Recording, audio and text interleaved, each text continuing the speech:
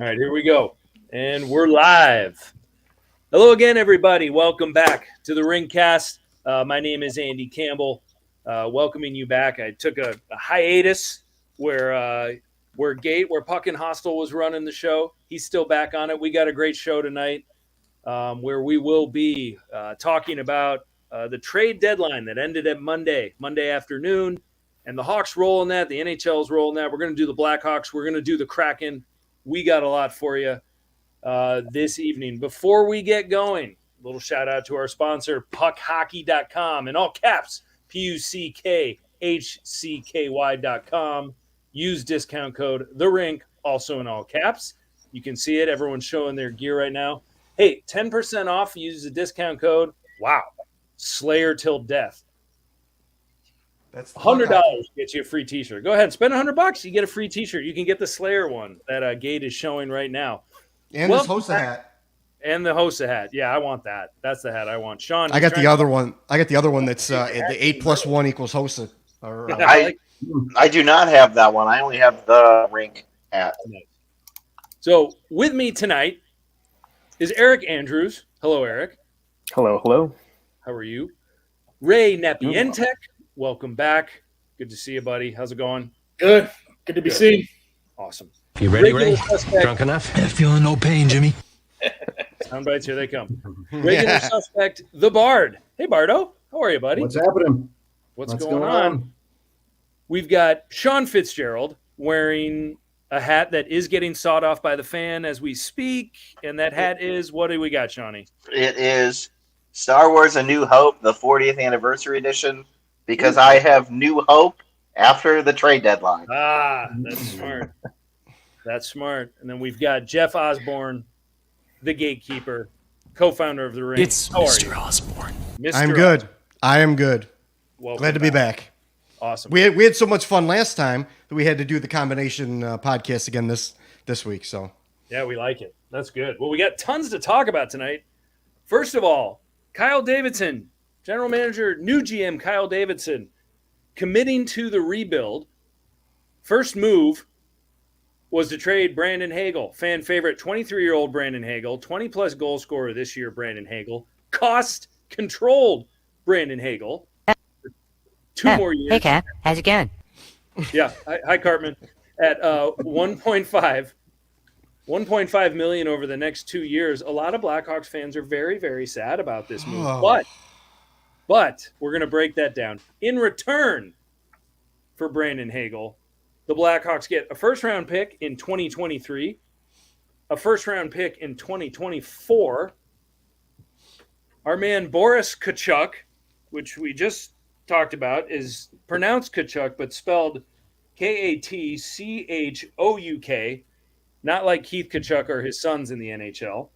And Taylor Radish, Erie Otters legend Taylor Radish, to team him back up with some of his former buddies, DeBrincat and Strome. So the Blackhawks also gave up a 2023 fourth-round pick and a 2024 fourth-round pick. 2022 fourth-round pick and 2024 fourth-round pick. At any rate, a lot of people found fault with this trade somehow, somewhere, even though if you followed any of these podcasts, you would know that we talked about Brandon Hagel as being the biggest chip to play in the trade market. I want to hear from Ray before I hear from anyone else. Great hockey mind, Ray Napientek. Let's talk about the bagel trade. What did they do? What do you like about it? They're going to stack the cupboard. They're going to have a couple guys that are going to take 2-3 years. They're going to be drafted in the first round, and it's going to take a little while for them to get ready. And Hagel's ready. He's fine. He's going to be a good hockey player. He's going to have a nice career, skating 15 minutes a night and scoring a couple goals, a dozen goals every year. But he's stocking the cupboard. And then, you think about what he could do maybe at the summertime, come free agency and see if we can make some more moves that you can stockpile. So for me, it's about stockpiling picks. Whether you pick 16 or 32, if you're good enough, you could find talent everywhere. It doesn't have to be early first round. Yeah, you'd love to come up with a Taves or a Kane or early, but that's not going to happen. So in order to build up, you need players, not just one player, which is Brandon Hagel, who's going to be fine. He's a good player. But they need to keep stockpiling. picks, and that was fine with it. Now, yes, you've got to make those picks worth it. You got to make sure that you develop those picks, something that the Hawks old organization wasn't very good. Old management wasn't very good over the last 6-7 years. So, those picks are going to be very important, but to get 2 picks back, and the 2 picks that you gave up for Seth this year and last year, which is coming back to just absolutely destroy you. They now have more first-round picks where you can stack them. You've got more. You're going to have more than just one guy skating around. Yeah, I like it, Eric. Yeah, Eric Andrews. I'm going to go to you here because there's a lot of people that are saying, or not a lot of people, but maybe Al Samaglia, for example, is saying, well, all you're getting is a couple late first-round picks, which are more Brandon Hagel's anyway. So boo. It's got to find a problem with everything. But what are you feeling about this whole trade? You feeling pretty good about it, Eric? Oh, I think that's being extremely generous. I mean, late first-round picks are worthless, and the 2 guys they got don't even combine to score as many goals as Hagel. So it was just a terrible trade. I mean, no, we have to put the streamer up there that says sarcasm alert. Yes, sarcasm alert. Sarcasm detected.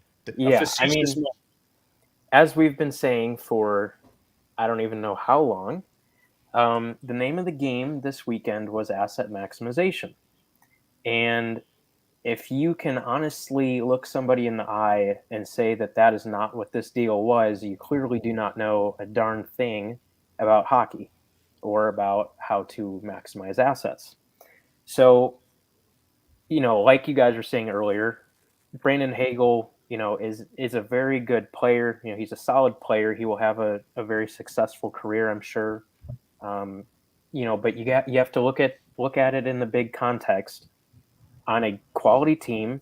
And again, we've been saying this on a quality team. He's a 3rd-line winger at best, maybe even a 4th-line winger on a Stanley Cup team that, is probably going to chip in 12 to 15 goals a year, be playing probably no more than 15 minutes a night. And, just kind of helping out, doing a little bit of everything. He's never going to be a go-to type of player. And, was he even a true go-to player in Chicago? Honestly, no. He was still kind of a complimentary piece here. So, with that context, the fact that you got 4 assets, that are of varying degrees of quality, of course, that's certainly a nice start, but then actually looking at what those assets are, Boris Kachuk is, he's a guy, he probably won't be a huge contributor, but I mean, he's a guy that can play NHL minutes for sure. Yeah. Even if it's just 4th-line minutes, that's fine. He's will he be as good? I just want to ask, will he be as good as future building block Sam Lafferty? No, I'm so glad people are tweeting that Sam Lafferty is part of the core. Absolutely. Yeah. Sorry to interrupt you, Eric, but I had to throw that in there. Speaking of Sam, what's Michael Nylander up to these days? Not Michael Nylander, the other Nylander, Alex. At least they got something. Continue on. Yeah. No, you're good. But I mean, he's a guy. He'll probably be around for a while, and that's fine. But he's the least of the 4 assets for sure. Then you move to Taylor Radish, a guy that we've already seen can kind of do a little bit of everything. Has some scoring touch to his game for sure. I mean, we already knew that, but seeing that kind of right away is nice. Is he going to light the world on fire? No. Is he going to put up the numbers he did alongside DeBrincat and Strome when they were 18 years old? No. That's fine. If he's a middle 6 guy for you for the foreseeable future, fine. And that's kind of what Hagel was. Hagel and Radish are different styles of players, and that that's fine. But at least those are guys that can play minutes for you through the rebuild, and that's great. But still, those 2 players were not the focal point of the trade. The trade was about getting those first-round picks. Now, yes, they're not going to be lottery picks. They're not going to be top 10 picks. It's still a first-round pick, and you can get some very good value with those picks if you draft and develop well, which Ray made note of. I mean, you have to hit on those picks, but still, the fact that you have those is certainly better than not having them. So, yeah, I mean, even if you get 2 Ryan Hartmans with those picks, that's a win. Yeah, I mean, we're talking about, we're talking about getting first-round picks from contenders. They're going to be late no matter who it's to. Mm-hmm. And you got to do it. I mean, we were BS a few weeks ago when we were talking about them not saying yes to a Hagel trade for a first-round pick and a prospect. Remember that?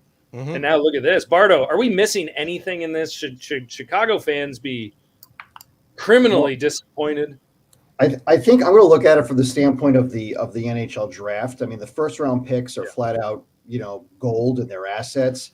But the way you have to looking at it is just, okay, it's a late first-round pick and you're not going to get great talent, is looking at it, completely foolishly, looking at it in a vacuum. I mean, if you think about it, I mean, these assets can be flipped to move up. I mean, if a player drops and starts to drop to like 15, 17, and he's a guy that you like, you move up and you use one of these picks to go get him. You also have to understand there's no guarantees, even if you're in the top 5, because we saw that, Kirby Doc went number 3. We're still waiting to see what he is, yet everybody laughed at Steve Yzerman when he took Moritz Seider, and everyone called that a reach. And look at him. He's becoming, a budding superstar. So quite frankly, it's all about, your GMs and your scouting team's eye for talent and your ability to develop talent. So to me, that's going to be more important, or as important as getting these draft picks. Well, kind of what you do and how you do it. Yeah. And I'll give it to Davidson too. I mean, good. Get that first round pick in next year's draft. Not this year's one. Get it in next year's. That 2023 draft is stacked.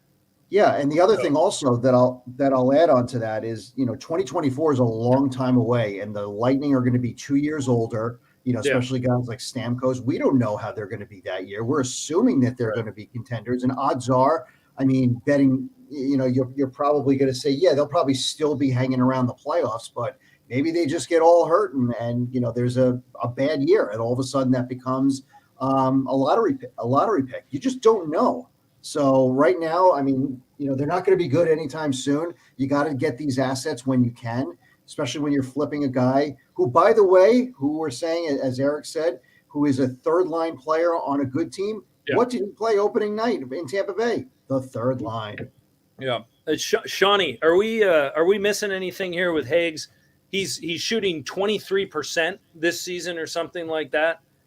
And so is he going to, there are so many other, writers out there, bloggers out there, opinions on Twitter saying this is a guy you build around. Oh, well, which sounds like absolute lunacy to me. And so is he worth those draft picks? Yes. Nobody cares. Wow, I'm never going to live that one down. So, yes, I don't understand what the Chicago Blackhawks fan base's obsession with former 6th-round picks are. At first, it was Dylan Sekura. Now it's Brandon Hagel. I don't understand it. Brandon Hagel was a 6th-round pick from the Buffalo Sabres. He didn't even sign. The Blackhawks got him as a free agent of the WHL. Also, Brandon Hagel has only scored 20 goals in his professional career of one time. That's this season. He didn't score 20 goals in the AHL. He hasn't scored 20 goals in his 2 AHL seasons. The 23% tends for me to lean towards this as an aberration. He's not a 20-goal scorer. He's not going to be a perennial 20-goal scorer. And the people it more than leans. It's a fact that he's not going to be. Right. If he shot league average, just like the rest of the league, nothing special, he'd be back down to 9 goals, which is what he had last year. Right. Also, people who are crapping on the 2 first-round picks, yes, they're going to be later picks, but if you have the right GM, you could hit on later first-round picks. People forget David Pastrnak of the Boston Bruins was the 25th overall pick in the first round.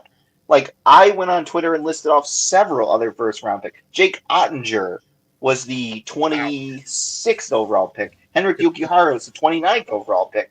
Guys, just because they're not in the top 3 or the top 5 doesn't mean they can't be NHL players, like Eric said. I don't understand why people think getting 2 first-round picks for a former 6th-round pick is a bad move at all. Yeah, right. And when the Hawks are going to be good, Brandon Hagel's not going to cost $1.5 million.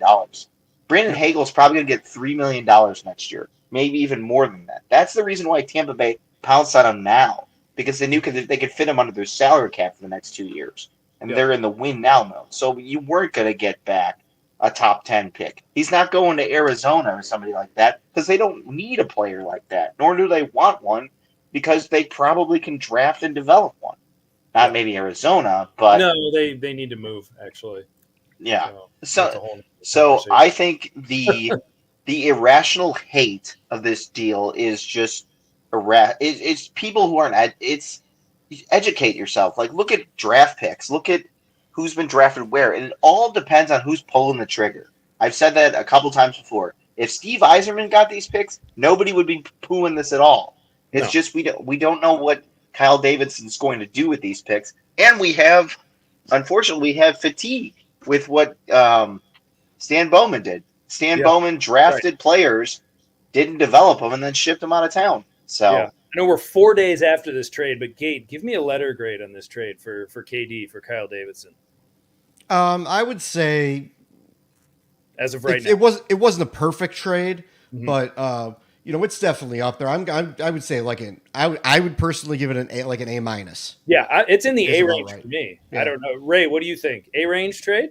B plus is the first thing that came out of my mind. You got to see what you do with the draft picks.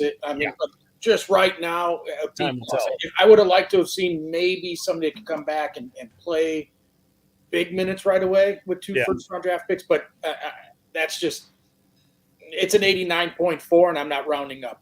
Because I'm 35 years, and I'm not rounding up. Bardo, letter grade on this one.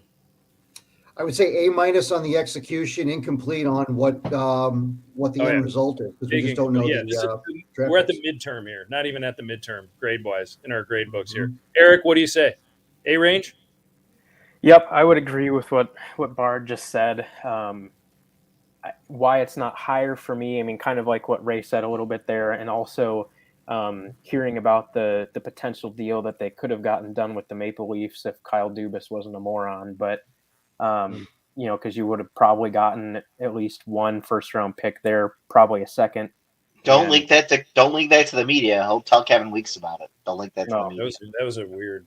That's his problem, but but the piece there that really intrigued me was Matthew Nyes, because I think he'll be a pretty solid kind of all-around forward. So I think that would have been a really nice piece, almost kind of a guy that on his own might have been able to replace Hagel. So if you were then getting more assets on top of that, and obviously that report was, linking Fleury into that as well. So it's kind of hard to truly judge the value there. But yeah, I mean, looking at the deal that Davidson got done, just looking at the value of the assets as it is today, absolutely a home run of a deal.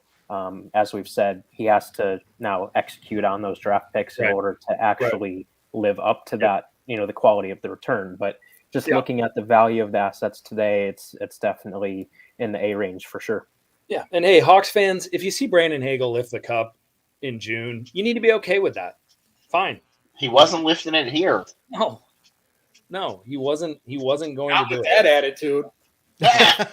Well, I would give him an A minus too, and because I said last podcast, first round, second round, and a prospect is what I wanted. So 2 first round picks, that's an A minus for me. That's a 90.1. I mean, what would we be saying about this trade if we learned of it in September or October? We'd be doing backflips. We'd be freaking out. We'd be like, "This is the best trade ever." So, I mean, I went to the game in Boston. Last week, 2 weeks ago, threw an absolute temper tantrum when they lost with 17 seconds to go. But the guys that I was with, the Boston fans, were like, "This Hagel guy, you gotta max out. They've got to trade him. They've got to get a haul for him." And sure enough, they did. So anyway, good first move by Kyle Davidson. I like it, and I also like how Kyle Davidson owned it, and he just came out and said, "We told you we were going to do this. So don't come at me. We said we were rebuilding." So let's shift gears to Marc-Andre Fleury. Marc-Andre Fleury sent to the Wild for a conditional first-round pick, meaning that if the Wild make it to the Western Conference Finals and Marc-Andre Fleury is responsible for 4 wins en route to the Western Conference Finals, That's a first-round pick. If not, it becomes the second-round pick at the Hawks' disposal. So either way, you get a pretty decent draft pick out of that. Second-round picks even go a long way. Let's go to Gate first. Gate, your thoughts on Marc-Andre? First of all, his tenure here. What do you think of the trade? It sounds like this was the only option they had at the end of the day after the things fell through with Toronto. Your thoughts, your assessment? Yeah, I mean, they did the best they could, and the best they could isn't so bad. He's a guy you got for free last year, to get him off the cap in Vegas, and you got him for free, and you got some, decent play out of him this year, and you got some PR, and you sold some jerseys, and you did all that stuff, and he wasn't gonna resign here. Anyone who started to float that, and then you see the stories afterwards where it says, we never even got that far. We never even really talked about that. Yeah, he was not going to sign here. Kyle Davidson knew he wasn't going to sign here. He was going to go somewhere else, wherever he wanted to go, or retire. The only reason he played here this year is because he was forced to play here, because he was contractually obligated to play here.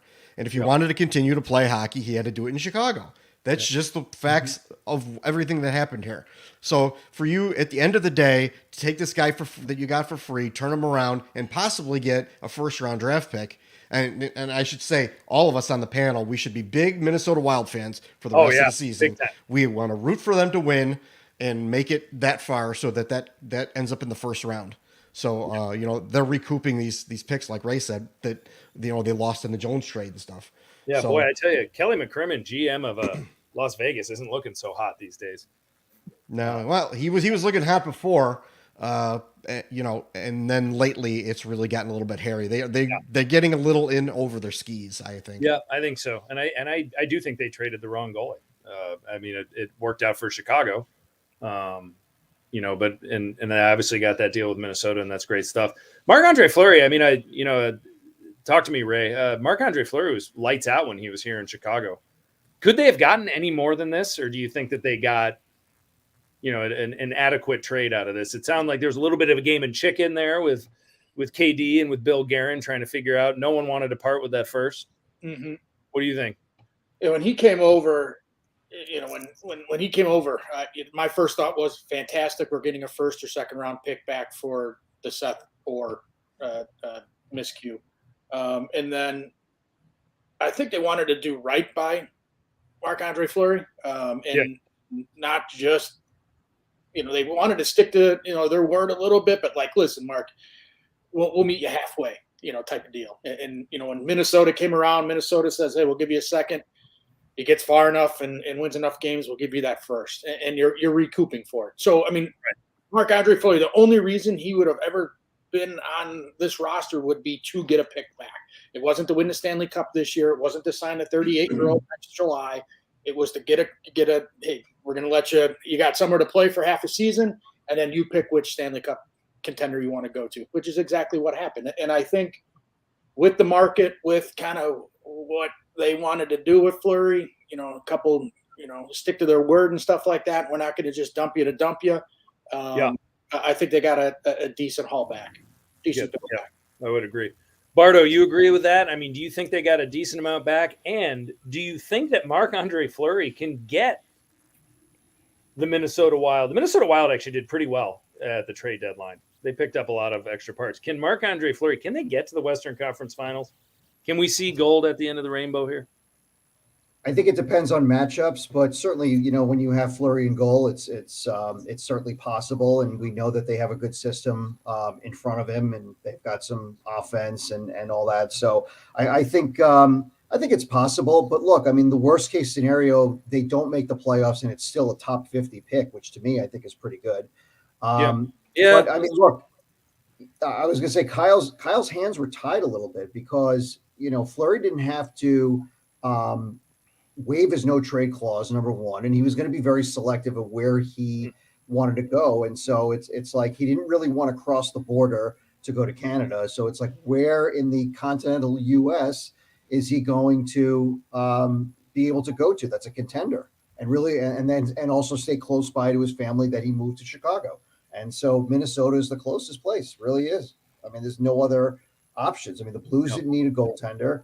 So I think this was the best possibility that best result we could have gotten. Yep, I like it. Sean, can you get Minnesota? Can Minnesota get by if they bump into the Avalanche in the second round? First of all, your thoughts on the trade. Second of all, if they bump into the Avalanche in the second round, are they just doomed? Is there any possibility? Well, as Ray Napientek always says, the Avalanche will be out in the second round anyway. So if they run into the Avalanche in the second round, I think the Wild will advance. Right. I think the move helps Minnesota. Sean, you just play the odds if you pick them to lose in the second round. Just play the odds. So I like the deal. He wasn't going to go anywhere else. He has a connection with Bill Guerin from their days in Pittsburgh. Like everybody said, his family's close. And maybe he re-signs there in the offseason because then he doesn't have to move his family that far. He still has a connection with Bill Guerin. They moved out one of their other goaltenders so they could roll with him and Cam Talbot next year. So he still doesn't have to play a ton of minutes. Yeah, I think. Yeah. And then for the Wild, I mean, Cam Talbot just won last night. I think this move also puts Cam Talbot on notice. Like, hey, if you don't start playing better, like, we're just going to ride Fleury. Like, this is a wake-up call. Like, we needed help. We addressed it. So either you play better or you're losing your job to Fleury. And you could lose your job next season to Fleury if he decides to stay. So I really like it. Getting a second-round pick is good value because now they'll have 2 second-round picks this year, I believe. Yep. They have 2 second-round picks. They have 3 third-round picks. So they have a bunch of assets in the first 3 rounds. And then if they really like a guy at the bottom of the first round, oh boy, I know there's nobody good at the bottom of the first round, but maybe they can package their 2 second-rounders and a third-rounder or something and move up. Sure, yeah. And there's still going to be there's going to be draft moves too. I mean, the Hawks aren't done moving players. No, they can still trade the rights. Like Dominic Kubalik did get moved, but you could still move him before the draft to trade his rights. You can also move, I think, pending UFAs before their contract expires. Right. I remember Alex Goligoski, who plays for the Minnesota Wild, when he was with Dallas, he was traded to Phoenix or Arizona, or whatever they're called, before his contract expired. So they had the first crack at him and stuff like that. So I should call Phoenix the University of Phoenix, Arizona Coyotes. Not bad. I like it. All right, we're going to pause on Fleury. Good thoughts on Fleury. Eric, we're going to start with you next, unless you got something to add on Marc-Andre real quick. Before we do a lightning round of who the Hawks should have traded. Sure. Yeah, I mean, I haven't shared my Fleury thoughts yet, but first, quick ode to the Flower. Have my 500 wins shirt on. So, Very yeah, nice. I mean, I'll miss him. He's always been one of my favorites. But, yeah, I mean, as a lot of you guys said, the Hawks really had their hands tied. It seemed like Minnesota was really the only fit and really the only place that he was kind of willing to go. So, given that, I mean, Bill Guerin could have said, well, if you want to get anything for him, you'll get a 4th-round pick or you're not getting anything. So take your pick. Yeah. So, the fact that Kyle, stuck to his guns and played hardball and, potentially is still getting a 1st-round pick out of it, that's great. Realistically, let's expect that it stays as the 2nd-round pick. If they do come up against the Avalanche, sorry, Ray, but odds are probably good that the Avs will win out eventually in the 2nd round. 21 years. I mean, yeah, that's right. Yeah, watch them watch the Wild get to the 2nd round and Fleury have 3 of those wins, or get to the conference finals and Fleury has 3 of the wins and the other are Talbot, so it's still a 2nd-round pick. Yeah. So let's expect that it's a 2nd-round pick, and that's fine. Again, as you guys said, it's essentially a free asset. You got to enjoy Fleury, have quality goaltending for 3/4 of the year. You're still getting essentially a free 2nd-round pick. So, they're entering a rebuild. Having those, picks in the top few rounds is what you want. So, yeah, I mean, the fact that they were able to get a decent pick for him, that's great, especially given that their hands were as tied as they were. And officially, Marc-Andre Fleury is a Blackhawks legend. There you go. Yeah, they're gonna played for a few months. They're gonna have his legacy night. I'm sure next year, come out. He'll do the one lap or whatever it's called. One last skate. One last skate, whatever. Him and Eric Samborski can do it together. Samborski, awesome. Okay, so real quick, Ryan Carpenter was also traded. I don't think we're going to belabor that point. Ryan Carpenter, great guy, won some good faceoffs, fourth line guy. He is off to the Calgary Flames. They didn't get enough for him, Andy. I don't know. 2024 fifth round pick, who may turn out to be Ray LeBlanc or if we're lucky, Everett Santapass. But we'll find out in the years to come on that one. So quick lightning round before Gate's going to get after the Kraken and all of their moves. The Kraken were awfully busy. They did a lot of great things. But real quick lightning round through the group here. We're going to start with Bard on this one, even though I said, Eric, it was going to be you. But I want to start with Bard now. I changed my mind. Who would you have liked to see dealt at the deadline by the Blackhawks? Who did they not move and you were surprised that they didn't move? You guys, we can all have similar picks here. And who are some of the – and also you can throw in a few names of players that people thought should be traded where you're like, no, they're not going to be traded. Give me some stuff. My unrealistic one was Patrick Kane. I mean, I think they should have traded him 4 years ago, but, the clock is ticking on that one. That probably looks like more of an offseason thing. But as far as the names that we heard, I was a little disappointed that Kubalik didn't get moved because I thought you could get something for him given that – he does score goals, and there's always seems to be a need for secondary scoring around the league. Yeah, that was one I would have liked to see him move too. And I don't know. I thought the Avalanche at one point were mentioned with Dominic Kubalik. I don't know, but we also don't know if Kyle Davidson was actually we could bring him back relatively cheap, and the return just wasn't looking that great. I don't know how hot the market was for him. And so that could be a realistic thing too. Gate, what do you think? Was there anyone where you're like, why wasn't he traded? He should have been dealt.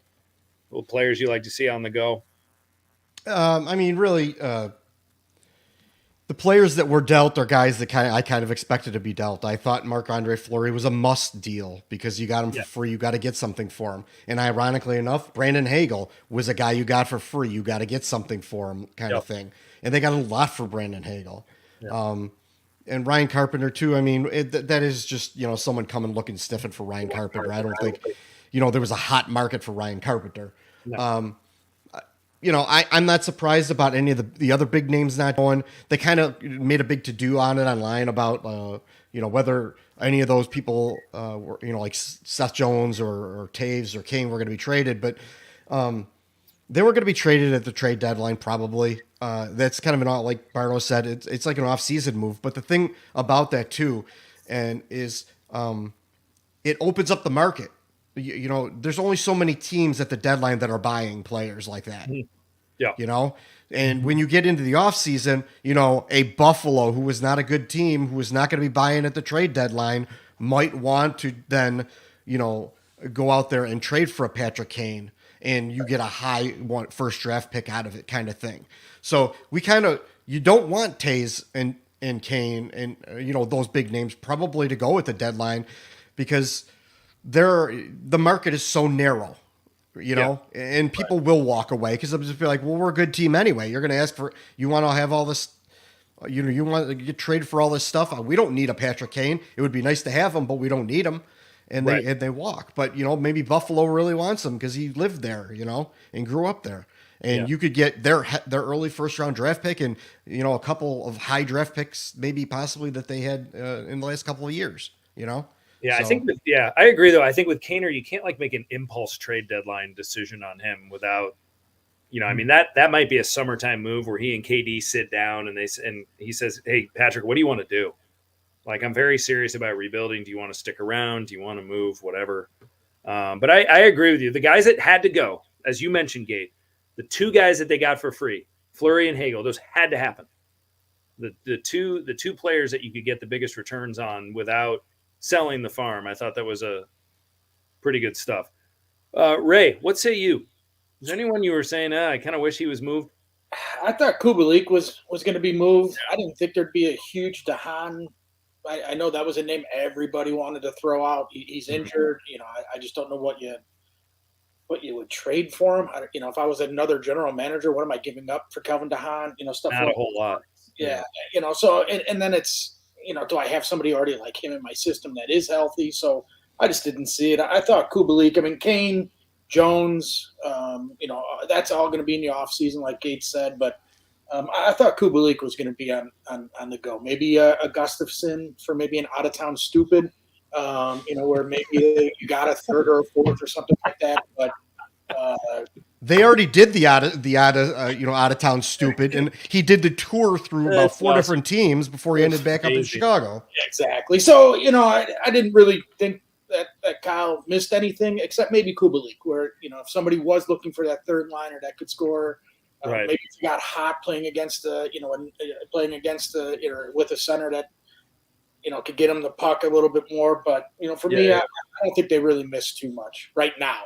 It comes summertime, we're going to be having a different conversation with Kane, and I give up Jones and keep 10% for a 7th rounder just to get that money back. But so right now, nothing really.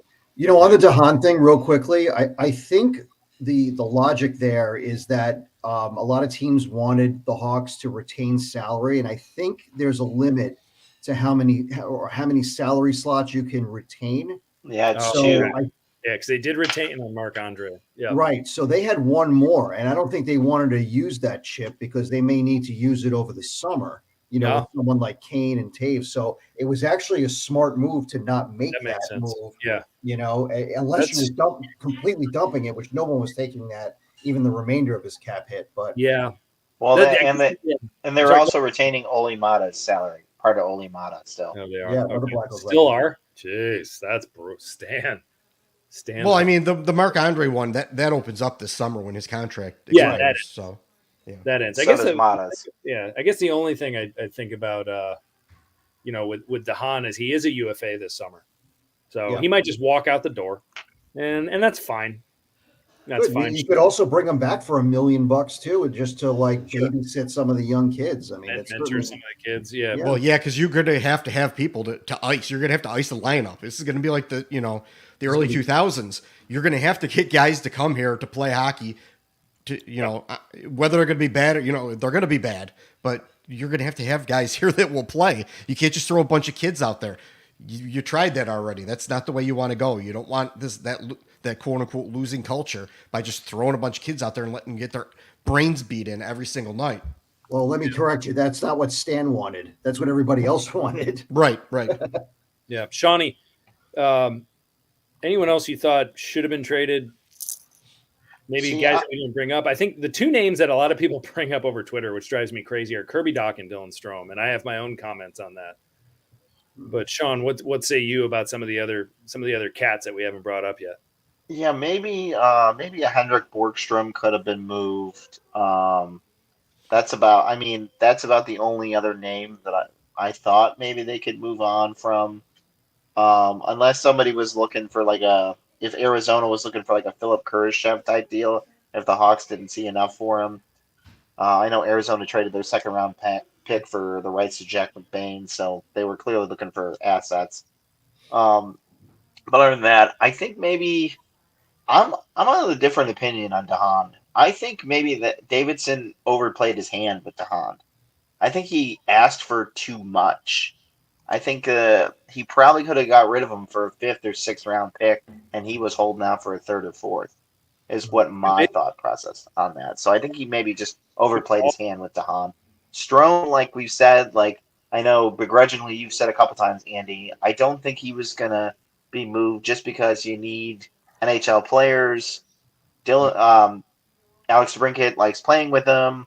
You need guys who can play, and he's going to, if he's your rebuild center for the next 2 or 3 years, it's not the end of the world. No, and I don't think that there's a market for Dylan Strome if you're a contender. I'm sorry. He's not a good enough skater to be a top 6 center. Right. A 1 or a 2 on a cup contending team, and he's not good enough defensively to play in the back.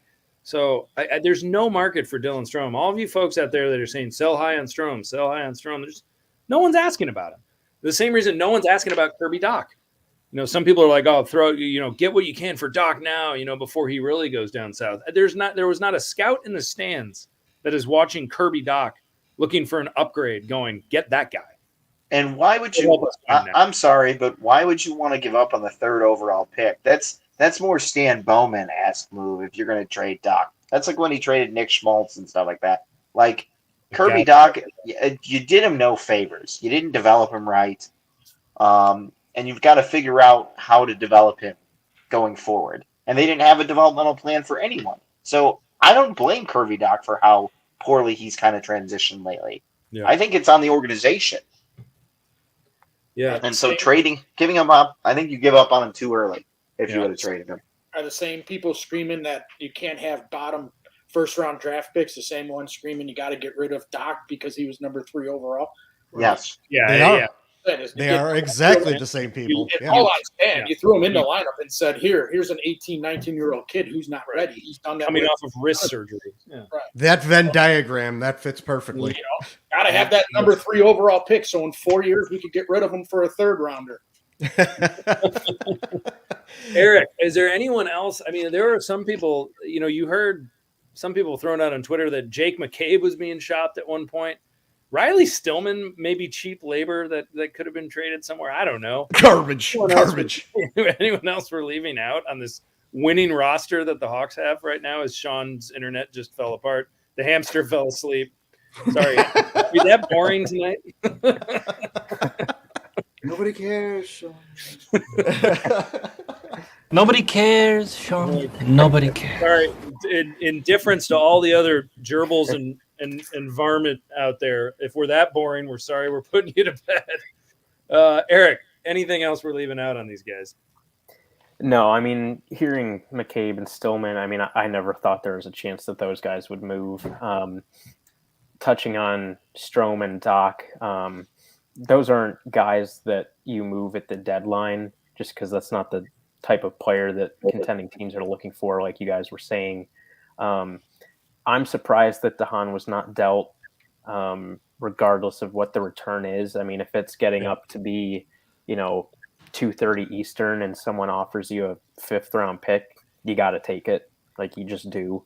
I'm sure there was probably a team out there that would have said, hey, we could do worse than having Calvin DeHaan as our 6th or 7th defenseman going into the playoffs for a 5th round pick. I mean, I just have a hard time believing that someone was not willing to give that. I would agree with what Sean said that I think Kyle Davidson probably did overplay his hand a little bit there. There were reports. What's that? I said that was a good call. He may have. Yeah, because I think it sounded like middle of last week, I don't know if it was Lauzon Powers did an article or something kind of previewing the deadline. And I want to say that they had said that Davidson was asking for a 2nd round pick for him, which, hey, that's fine if that's your initial asking price. But you also kind of have to be realistic with that, knowing what, the context of who he is. And I think that some of those earlier returns for defensive defensemen also kind of hurt them in that regard. That probably reinforced Davidson and saying, yeah, he's worth a 2nd round pick. Right. So I'm not going to move him unless I get my asking price, which we saw he had that mentality with Fleury. So, I'm sure he had the same mentality there with DeHaan as well. And, that's, if it works out to stick to your guns like that, great. But at some point, as the clock is ticking, you just got to say, well, I got to get something for him. Right. So even if that's only a 4th or a 5th or a 6th, that's better than when he walks away for nothing in July. Yeah, there's definitely something to say for that. I'm definitely feeling that. Catching your Frisbee on that comment. No, he will walk away at the end of the day.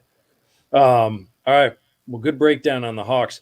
We're going to get to some Blackhawk questions a little bit later. But before we do that, this is a Blackhawks Kraken Rinkcast. And what better guy to get us cracking? Yeah, I try. Then the gatekeeper now to break down. I know. I don't have the beauty sound bites that you do on my keyboard, and I used up all my ammo on the hamster thing. So, the Kraken were busy, and they did a lot of really great things, is what it seems like, as they're doing the same thing that the Blackhawks are trying to do. stockpiling picks, build for the future, young team. Building? Yeah, rebuilding already. How about that? Half a year in and rebuilding. They're rebuilding already? I know. How could their fans stand for it? Yeah, I don't know. But talk to us, Gate. Talk about their moves. What do they got? It's weird that like the two markets we cover are like two teams that are like almost right next to each other in the standings. Yeah, like right at the bottom. It's rough, but people gave the Kraken a little bit too much credit because of what happened in Vegas, and that was the most recent thing that they had seen. So they thought that the Kraken were. But when you looked at the team that they drafted, I said, at the best you get in as a wild card in the playoffs, but probably not a playoff team, and that's what they are. Look at where they're at right now. They're at pretty much the bottom of the standings. They're going to be they're going to be in the the draft lottery where they're going to get a chance to get a really good player, another really good player after getting Matty Beniers last year. So they went out there and the picture of how they put this team together is really coming into focus now. And it was a lot of, what is Ron Francis doing out there? What is he doing? Why did he not draft this guy or why did he not draft that guy? And really what he did is he went out there and he picked a bunch of middle six players that are on expiring deals and, some younger players and a couple of veterans just to kind of round it out. But he went and he got these players because he knew that at the trade deadline, he was going to flip these guys for a bunch of draft picks. Yep. And that's exactly what he did. He went out there and just filled up on draft picks. And because one thing that kind of gets forgotten about this is that like this organization is very thin with prospects. They have one draft's worth of prospects and that's it in this organization. And they're going to have their own AHL team next year, and they're going to have an ECHL team probably. And they don't have the system that can fill those teams up just yet. So what they're going to need to do is start building through the draft, which like Ray, shocking through the draft, right? Start building through the draft a lot of nice young players that can hopefully in 2-3 years be, effective players and under cost control contracts. And, maybe they don't develop, or maybe you can't use them in the playoffs or something. Maybe you could flip them again, flip them out down. You just keep, flipping it down the road until you are good enough to really compete. So it's like, Calle Jarnkrok for a couple of, 3 picks. Mark Giordano. It was one of the worst kept secrets in the entire NHL that Mark Giordano was probably going to be traded. I think I heard someone when he was picked in the expansion draft saying, "Oh, that's guy. They're going to probably send him right back to Calgary at the trade deadline." Pretty much. So Jeremy Lauzon. Wait a second, Kate. I know Seattle's like new to this hockey thing, but are you saying you're allowed to have a plan and like stick with it and not lie to the fans about it? Yeah. Apparently. No, you got to go 3 years without doing something, and then change course after a year in that regard. Yeah. They kind of. I mean, Norm McIver was there. He should have told them how it was done, and now he's back. Maybe that's what they wanted. They were like, "Hey, this Kraken team, they seem to be doing things all right. Why don't you come tell us what you guys were doing?"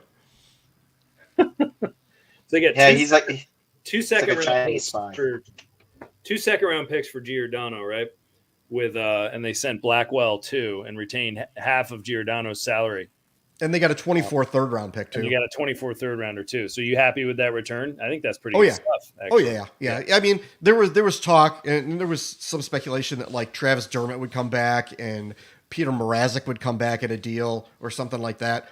Maybe it'd be like Giordano and Chris Drieger or something like that being sent over there for those guys coming back to kind of make the money work and stuff.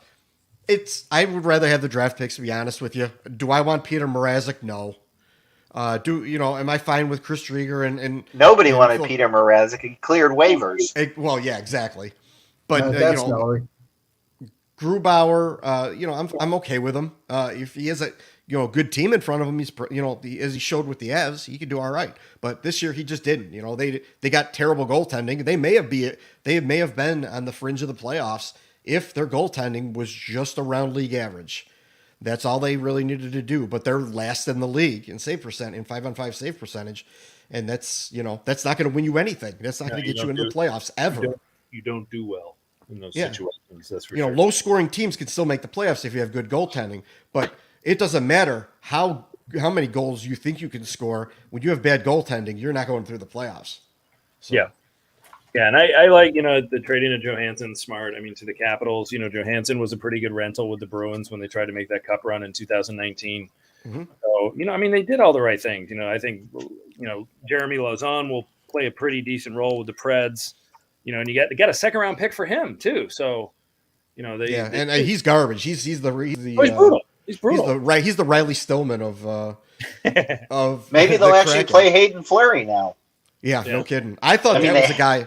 I thought that was the guy who they may trade because it seems like he's fallen out of favor. But I guess he's going to get the Dylan Strome treatment. They're just going to keep him around and kick him around the rest of his career or something. Sounds good. Gives me someone to dislike. I like that. Yeah, and his brother Cal, they'll keep him around too. Yeah. And building through that draft, Seattle in the 22 and 23 draft, or Chicago, I think, has 6, maybe 5 or 6 first and second rounders where you pick and you go, these guys should be NHLers. And Seattle's got 9. And that was part of their game plan. They stuck to it. Mm-hmm. They didn't stand up, and they're not going to stand up and say, we're still trying to build it and then sign Nick Leddy to an 8-year deal come July. That's not how you build it. So they've got 9 draft picks in the next 2 years. They're going to be in the first and second round.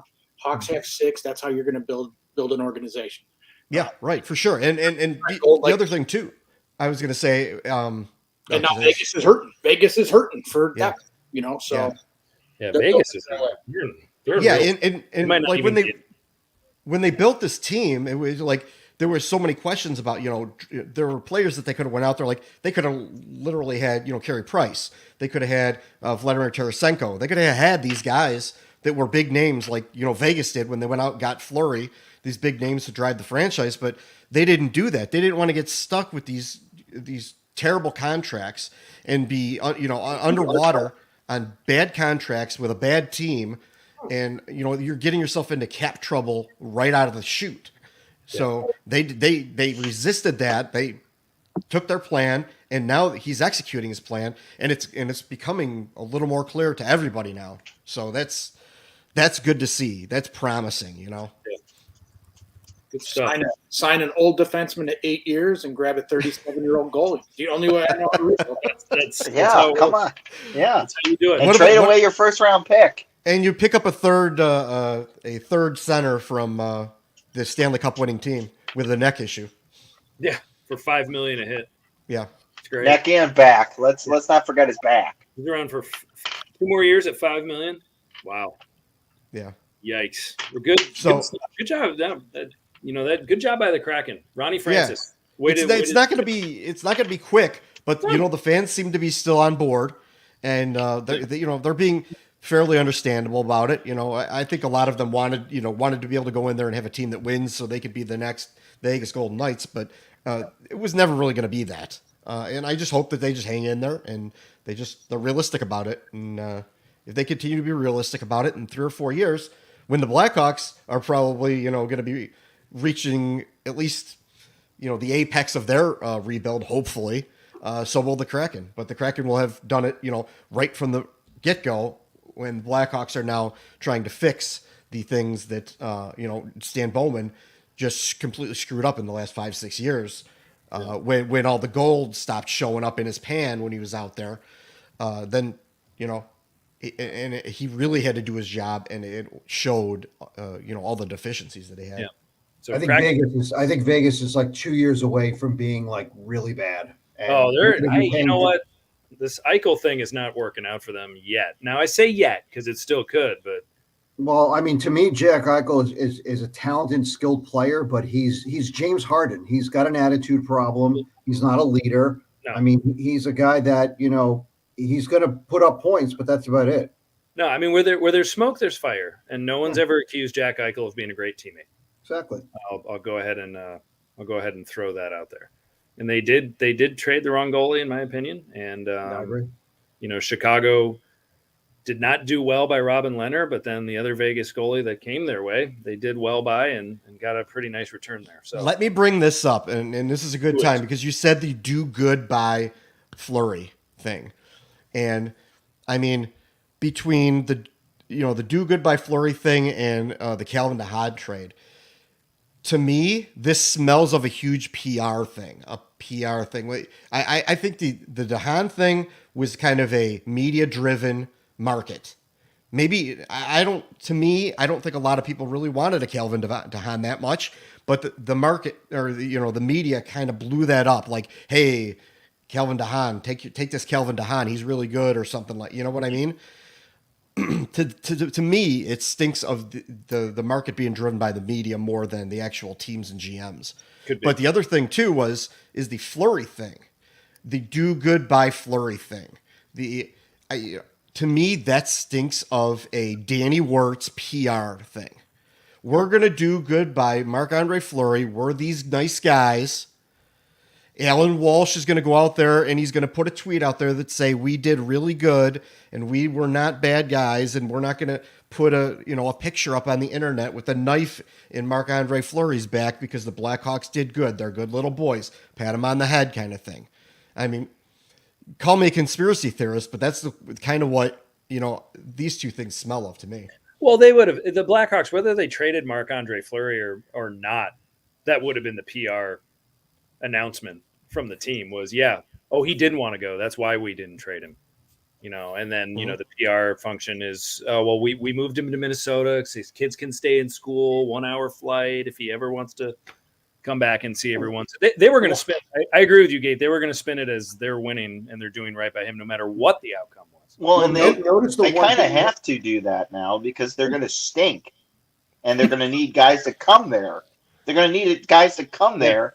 That's like I said earlier, they're going to need people to actually put on the ice, Right. So if you do right by Fleury, maybe another guy towards the end of his career comes there and you do right, and you could do right by him. Then it's a destination spot for older free agents until to play out the end of their careers and hang around the NHL, and you could move them for draft picks. They can even say they did right by Brandon Hagel if they want to. You think Brandon Hagel was really bummed out when he found out he got traded to the Lightning? Yeah, right. Whoa. Exactly. Whoa. Yeah. Was that the first text he got? On the last podcast, I had said that I thought the whole handshake between the organization and Fleury that, we're not going to trade you, we're going to honor you and keep you here. I thought that whole spin was completely media driven, complete bullshit. And I think they put that out there just to kind of create a market, drive the price up a little bit. And look, you haven't even heard one thing about that since he's been traded. That whole thing was total BS. Because now all of a sudden you trade him, and now what happened to that whole honor thing? That thing was such BS. It wasn't even funny. Yeah, probably a conversation that never happened. I don't think it ever did. No. Well, yeah, that was like with the extension. Everyone was like, "Oh, are they going to extend Marc-Andre Fleury?" And after the fact, Kyle Davidson's like, "No, we never even got that far. We never even really considered it." Yeah. Okay, what were we talking about for the past 2 months here? What are Powers and Laz writing about with the extension and all that stuff? But one other thing that an outlier thing, and I kind of want to throw it back at you guys a little bit. Do we have to start talking about Kyle Davidson really needs to deal with Jonathan Toews and his reaction and the way he's been acting? I mean, I love Jonathan Toews. I really do. He's a great captain. He's going to, he's all the accolades, all that stuff. But what is going on here with this? Jonathan Toews has got to speak out on, I didn't like Brandon Hagel getting traded. Is he the GM? No, he's not. You're not the GM. And you might have one foot, into retirement. They're going to have to figure something out with this. Well, so for clarity, folks, Jonathan Toews came out and was interviewed about the Brandon Hagel trade, and he said, wow, something to the effect of, we really like him, and if he's going, man, any of us can go. And so, the direction of the team is in question, et cetera, et cetera, et cetera. Basically, as to Gates' point, showed his displeasure with the trade, showed his displeasure when they fired Stan Bowman.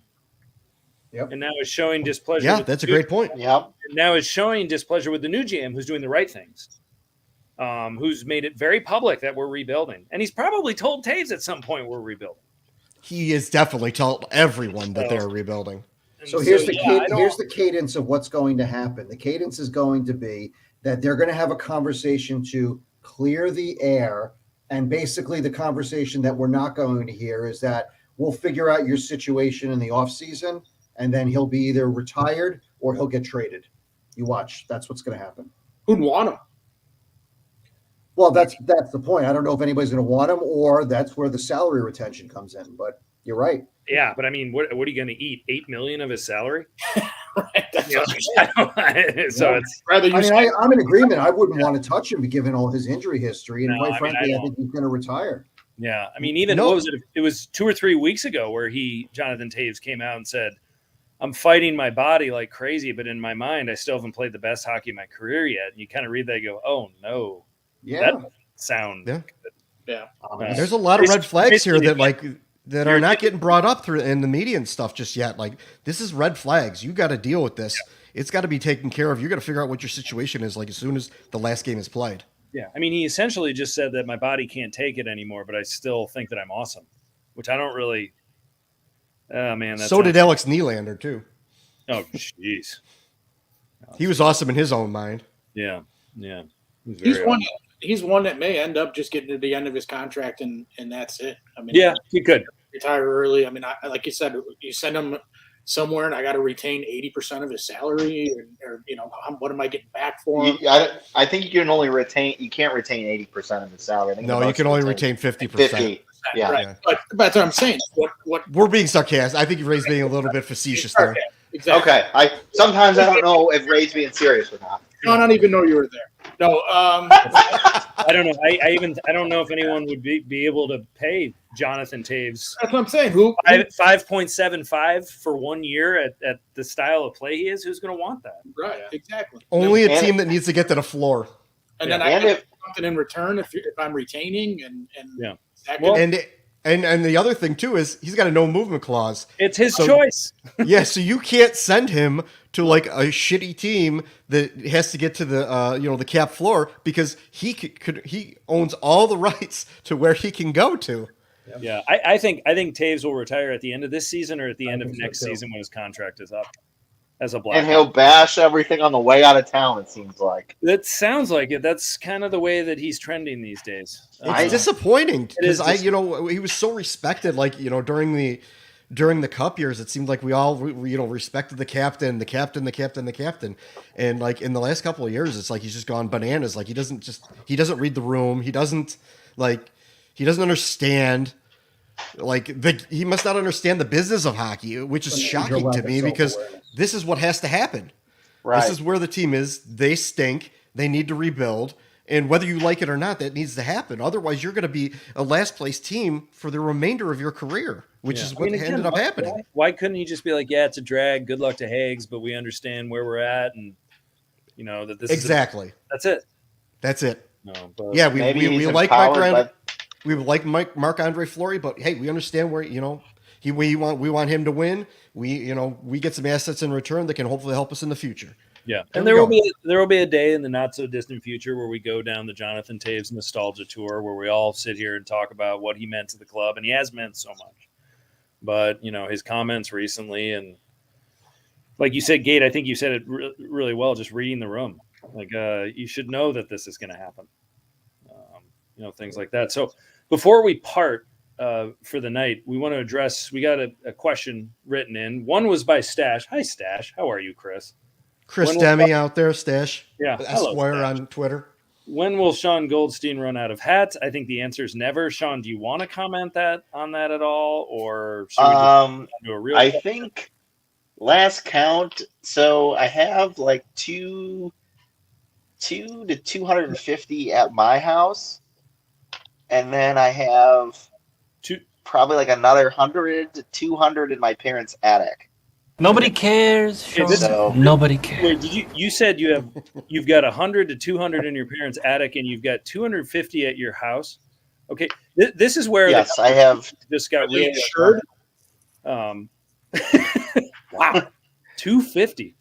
Okay, so stop saying good, Sean. You sound like an ass. Yeah, Chris. I don't think I've said good. Chris, the answer's to Stash out there. The answer is no time soon. So expect no time soon. a plethora of amazing hats to be worn on a regular basis on the podcast, as is Sean's signature move, and that is also our preference as a group. So keep them coming. That guy needs to chill out. Now, to Jackie Davis, who wrote in a question, and a very legitimate one, which we should just bat around for a little bit. She wrote, not really a question about the deadline, but just want to get your thoughts on this. Do you think Kevin Lankinen, is ready to be a number one goalie, or do you think they look to acquire someone in the offseason? Eric, you've been awfully quiet. What's going on, buddy? What do you think of this? I don't think Kevin Lankinen will ever be a number one goalie. So Facts. I think it depends kind of what they're wanting, kind of what direction in the crease they're wanting through the rebuild. If they just want, a cheaper, cost-controlled guy that can just play, sure. Have him as a tandem with, Joe Schmo veteran that you sign as a free agent for $1.50. But Jeff Glass coming back. Jeez. No, I mean, I don't think that, he'll be a go-to guy. Obviously there isn't too much of a demand for him, and no one really views him as a quality goalie, because otherwise I'm sure they would have gotten some quality trade offers for him at the deadline. Yep. So, no, I mean, I would expect that they would go out and probably sign a veteran to run in tandem with him. I would think that they'll probably bring him back, unless they would rather go with a veteran in tandem with Arvid Soderblom. But to me, that doesn't make much of a difference, and I'd probably rather have Soderblom in Rockford anyway. So, yeah, he's not number one now, never will be. So just go out and get somebody that can play for the next few years, and that's fine. I mean, it's a rebuild, so it really doesn't matter. Yeah, weird question. Kind of the tandem on that. Does everyone kind of concur that Lanks is not a number one? Yeah, he's not a number one, but I think you do kind of what you did with Colin, but you make it right. Where if you're going to sign him to a 2-year, 2-click or $2.5 million, a year, 2 years for $1.5 million each year, where you're going to be a backup. I'm going to bring in. There's a lot of unrestricted free agent goalies this summer. Yeah, so that way you've got your goalie in Rockford who you don't want to rush. And then, you've got Lanky who could be here as a 1B, whatever the heck you want to call him, for 2 seasons. And then you see where your guy in Rockford is. And then you got the younger kid. So that way you don't have to rush him. And then you've got your veteran for 2 years. And that's People will come, Ray. Your young kids aren't getting absolutely pelted, giving up 4.5 goals a game. And everybody's questioning why they drafted him 3rd overall instead of 25th. And then you're trying to trade him for a 3rd-round draft pick. So, you do what you did with Delia, but you do it correctly, where he's actually playing in the NHL for a small price. Goaltending should be the position they invest the least amount of money to, 100%. Let the kids develop. Just Michael Layton, Craig Anderson of the early 2000s. Yeah. Hey, I am just here for the Colin Delia talk, people. This is where I leave. Give him a 2-year, $3 million deal, and actually let him play 30 games a year. And then honestly, sign your 35-year-old, 30-year-old, whoever, unrestricted free agent. Same amount of money, or maybe a little bit more because he's a veteran and he's earned it through his savviness. And you got your 2 goalies for $6 million. Mm-hmm. Yep, that makes sense. No, I agree. I agree with all that. I don't know. Who knows where Marc-Andre Fleury is going to be playing next year? Sign him, bring him back. Trade him again for a 1st or 2nd. Hey, I'm gonna stand by this. I said it before, and everyone poo-poos all this because they even poo-pooed it on the trade. But I say he ends up back in Vegas on a low number deal. They love him there. He's a PR, darling there. Yep. Send him back to Vegas on a low number deal, or if he wants to retire, bring him back as a coach or an advisor. But I think he ultimately ends up back in Vegas. I'll throw one other place out. If Tristan Jarry fumbles again in the postseason, he could end up back in Pittsburgh. Yeah, Marc-Andre. Is Sean getting ready for bed? I don't know. I don't know what he's doing. I think he's sitting on the toilet. Yeah, he's got his toothbrush in his mouth. There will be an additional goaltender signed. Soderblom's not ready. Delia probably leaves town. Yeah, that's Drew, 1 second. I do want to address the Delia thing because everyone is going to expect me to bring up the Colin Delia stuff. Here we go. We have not done a Colin Delia pity party in some time. So now, what's going to happen is Colin Delia is going to come in and he's going to be the number one goalie because Kevin Lankinen really isn't, but Colin Delia really is. No, I'm kidding. I'm kidding. No, sarcasm on this, please. Yeah. I have to like create a sarcasm light that goes on up at the top. It'll always be on when I talk. Yeah, there you go. Now, I wonder. Go ahead. No. Yeah, I was going to say, as far as the Delia thing, I'm glad to see him get some playing time.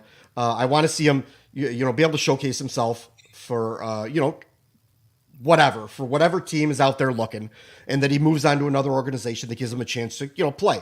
He might end up a good backup someday, in the NHL. I don't have, contrary to what everyone might believe, I don't have any delusions about his career. I think he could be a good backup on a team somewhere. He could end up in, Arizona or something like that, where, he could just go out there and there's no pressure on him. He can go out there and play, and best of luck to him for this last end of the season. I hope he completely kills it and walks away because, he's wasted a lot of time here in Chicago, and he was done no favors. So I hope, he could recover and, at least have a nice solid career in the NHL for the future. Fair. Now, folks, are any of you thinking Drew Comesso is showing up next year to man the pipes in Chicago? You're sorely mistaken. He's a very good goalie prospect. More than likely, he doesn't even turn 20 until July. Good chance he'll go back to BU for his junior year. If you don't trade Kane, Comesso has to be in net. Sarcasm. There will definitely Kevin Lankinen. I agree. Re-sign him for a couple years, and then there will probably be someone else with him. But he is not ready to carry the load. No, you don't want him to. No, JJ's guy. You want to. Sean's in the car. Yeah. They're going to be. I am in the car. Sean. Nobody cares. Sean in the car phone. Nobody cares. Sean got a call. He's turning himself in. It's Sean on I-80. You either turn yourself in or come You're down. right.